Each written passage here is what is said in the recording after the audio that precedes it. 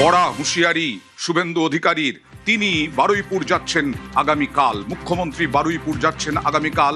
বারুইপুরে যৌন নির্যাতন, খুন, নিহত নাবালিকার পরিবারের সঙ্গে দেখা করবেন।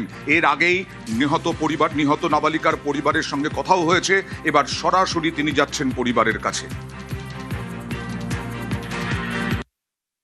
जो इंसिडेंट हुआ उसमें जीरो टॉलरेंस और गार्डियन के साथ शायद मेरा कल मुलाकात भी हो जाएगा। वो जो बोलेगा करूंगा। जो पॉलिटिकल पार्टी वहाँ का है उसका भी कुछ सुझाव है तो मैं कल सुन लूंगा। बड़ा एक्शन होगा। मैं कल खुद जा रहा हूँ बारुईपुर सुपर का ऑफिस में।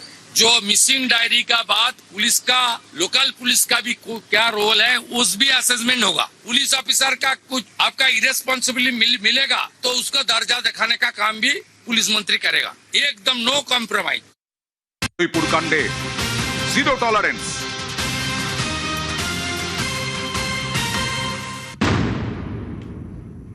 হুঁশিয়ারি শুভেন্দু অধিকারীর। বারুইপুর কাণ্ডে জিরো টলারেন্স। পরিবারের সঙ্গে কাল হয়তো দেখা হবে, পরিবার যা বলবে তাই হবে, তবে বড় অ্যাকশন হবে এটাও বলেছেন এবং তার সঙ্গে সঙ্গে বলেছেন দোষীদের সর্বোচ্চ শাস্তি হবে।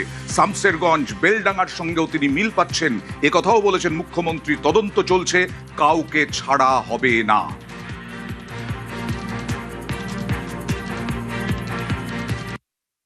ওনার বাবা বিচার চেয়েছেন। জঘন্যতম ঘটনা, সিট গঠন হয়েছে। পরিবারের পক্ষ থেকে 4 জনের বিরুদ্ধে অভিযোগ দেওয়া হয়েছিল। 2 জনকে গ্রেপ্তার করা হয়েছে, 3 জনকে ডিটেন্ট করা হয়েছে, যাদের সঙ্গে পলাতক 2 আসামির ফোনে কথোপকথন পেয়েছে পুলিশ। আইজির নেতৃত্বে পুলিশ, এসটিএফ সবাই কাজ করছেন। উনার পরিবার যা যা চেয়েছেন সরকারের কাছে সেই কাজ সরকার করছে।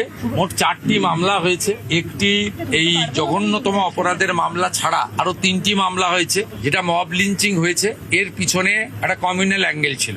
রেল লাইনে যেভাবে রেলপথকে উপড়ানো হয়েছে, আমাদের অতীত ইতিহাস মনে পড়ছে। 2019-এর সিএএ বিরোধী আন্দোলন বা কিছুদিন আগে ওয়াকফ অ্যামেন্ডমেন্ট বিরোধী আন্দোলন। দ্বিতীয় হচ্ছে সিআরপিএফ এর 2 জন জওয়ান আহত হয়েছেন, একটা পুলিশের গাড়িকে জ্বালানো হয়েছে। প্রথমটার তো বিচার দেব, ক্যাপিটাল পানিশমেন্ট দেব। ওর বাবা যা যা চেয়েছে সব করবে মুখ্যমন্ত্রী।